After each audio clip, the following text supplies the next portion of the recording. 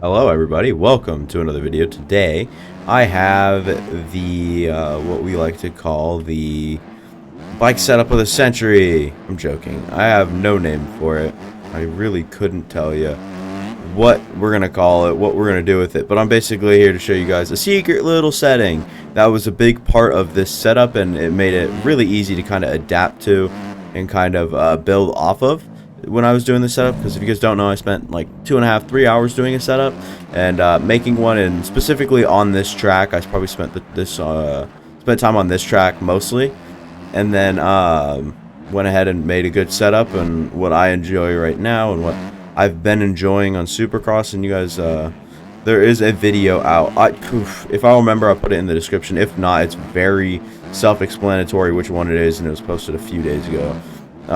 So if you guys want to go check it out, that's great. So what you guys want to do is you want to go to return to pit, and then you want to go to garage, and then you normally here you want to go out here, and then you guys will have the rod offset, or the fork offset, and fork length, or fork height. Oh my god.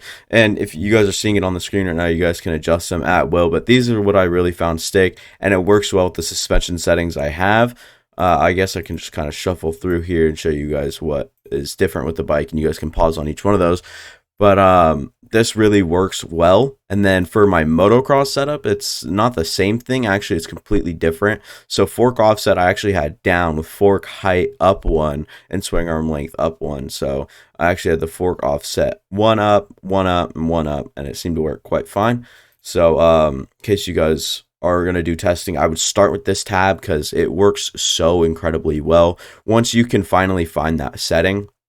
And for me, this is it. I didn't really mess with rod length. I tried. I went as far as like 158. I went down to 146, but I just ended up keeping it at 150. So yeah, it's a really good setting. I don't know. I mean, everything kind of just changed for me at that point, kind of on the way that I was approaching the bike setup, because I was messing with it and I was like, dude, if I can get a good setting on this, I think I'll be chilling. And this way it works a lot better. What I'm noticing right now is it works a lot better in deeper E-road, and so like, that's a really big plus, especially with some of the videos I do, but also because that's the plits I struggle in and the aerial races and whatnot. So you know, it helps a lot with deep E-road, and it helps a lot with absorbing, you know, contact with the ground. So like kind of jump like over here.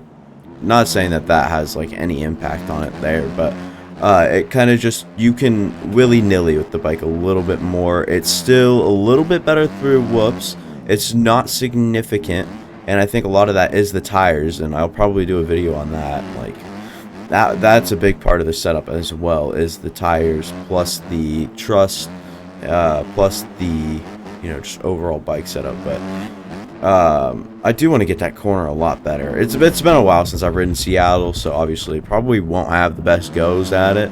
Although I would like to have at least one good run through there during the video. It's a fun track for sure, and it's definitely got its challenges.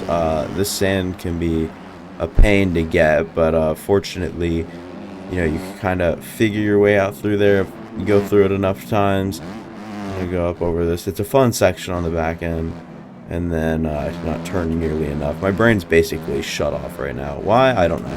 And then I'm gonna shift up into fourth right before the whoops. I was hoping for a little bit of a better run. Obviously, didn't quite get that. And then I'm gonna go pretty low, lose traction, the usual. Just go to first gear again, and just start over. Just start a new lap. Case the finish line. Why not? Stand up when I don't need to. Jump into the lower part of that. Skirt absolutely sideways like crazy. Jesus Christ, I cannot ride right now. This is my bad, guys. Like, genuinely frustrates me when I can't ride well. It's just so annoying, because it's something you know you're capable of and whatnot, and you just press the record button and every incy bits of talent goes away. Anything like that. Like, you forget how to play the game. I don't even understand why or how that happens, but it's just consistently annoying when, you know, you do something so much, and then the one time or two times or however many times you go through that while you're recording, that it matters. You just can't get it, and that is the most important thing for me, is that like I kind of capture, you know, what should be happening and whatnot, and like, so maybe some of you guys can learn the game or whatever with the controller overlay, which I probably need to make a little bit bigger as well. So I'll probably make that bigger after this video if I remember. Very forgetful person, so yeah, I don't know. It's just so annoying when you say you can do something, you just can't follow through on it or anything like that. So it is a bit annoying slash stupid. I mean, obviously shouldn't let the like recording get into my head, but I don't even think it's that. I don't even care that I'm recording. It's the fact that like I don't want to not let you guys down. That's pretty cheesy and stupid, but not the fact that I want to show you guys kind of the way that this works, and the fact that I've done it a trillion times over and I just can't get it once for a video. That is what frustrates me the most.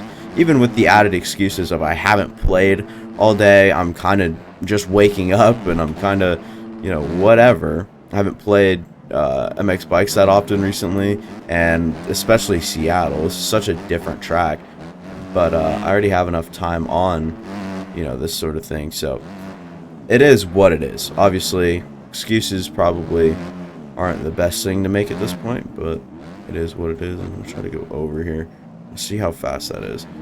It's fast, but it's not too fast. 51. No, I got into the 50s actually. I remember I broke into the 50s.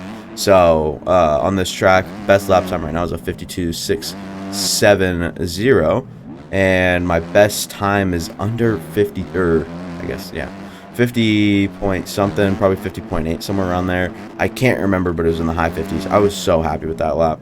I was absolutely ripping on that thing. So, well, I'm not going to be able to put down any heaters like that. I need to play the game for a long time before that can happen. That's probably why I spun a lot of laps on here.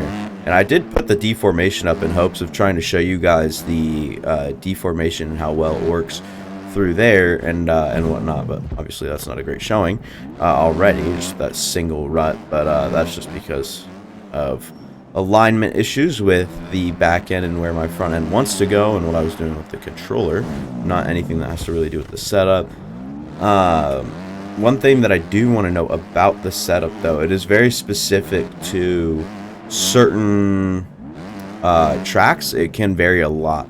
So like on a track like this, I would say that this isn't the perfect track for it. Glendale's a really good track for it. I'm not even sure why, but I find myself having, you know, nothing like that, I'll tell you that much, but not having very little errors, but like it just works really well with the track layout and the jumps and this long sweeper corner and whatnot. So you guys could definitely, if you guys have Glendale and want to try the setup out on it, that'd be probably one track to do that with. So you know, headed into another lap here. I forget to keep going. I mean, I don't like that outside for sure. I don't like that inside or the outside necessarily. There's no like fun line through there. All right, so basically I have to tone it down and just take whatever's faster, and that's definitely the inside. We'll go through here, pop up here, and then take this nice corner, and then go down, of course, as always. Like, that's the thing, though. That's the sort of thing that frustrates me. I haven't gone through those whoops perfectly or kindly or gracefully in this whole video, and that is the sort of thing that really makes me mad, especially that right there. I just changed seating position, dude. I don't know what I'm doing right now. I mean, there's like a hair on my cheek, so every time I talk, it like, my face vibrates and it hurts. Not hurts, it tickles. God, life sucks right now. I'm not gonna lie, bro. Not gonna lie. We'll give these whoops another go here. Still, nope, no perfectness. The perfect run through those is probably to wheelie about the first 5 or so, and then you set down and you smooth them out. So you kind of just do the usual for the last like few, but definitely fun to wheelie the first bit, and that is once you get some of the E-road in.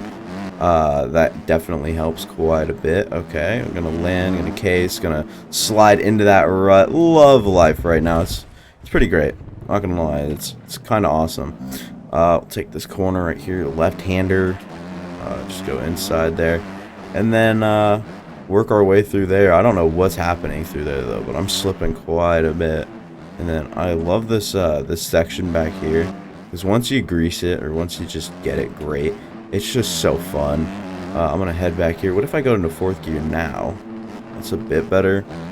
A little close to the tough blocks there, the bales, but fortunately didn't get sucked up into them. We'll probably go one more lap here. I don't really see a reason to keep on going. I've basically done enough. I'm just gonna go inside here, hopefully capture the essence of that inside. Obviously that's not the perfect way to hit it, but that is a way to hit it. I'm gonna go inside here as well, just to go inside. No, I didn't want to hit that. Did get a really good run through the sand there. And then go inside, 2nd gear, go on off, get up and over that, and then score up kinda, and get over here. Whoa, launched high in the air. Go for. You gotta be kidding. No, there's no making that shit up, dude. Oh my god, dude. The two things I said that was like good with the setup, bro. And that, so annoying. Anyways, if you guys couldn't tell, I got about 6 hours of sleep last night. So I'll see you guys next time.